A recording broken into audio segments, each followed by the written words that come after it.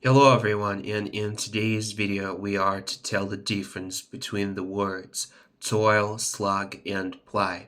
All of these words can act as both verb and noun, and they basically mean to work. But work how and where, we are to figure it out.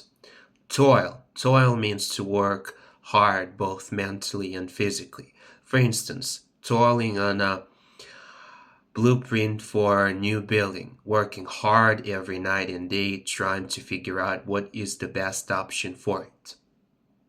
So, work hard both mentally and physically.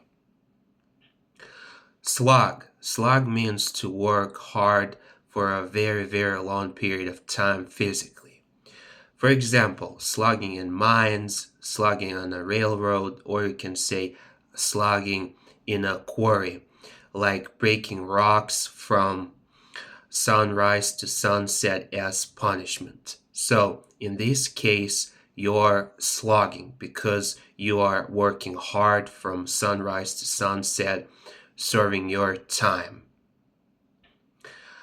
And ply. Ply means to work regularly at some place, and in most cases, it means to work in retail or sales.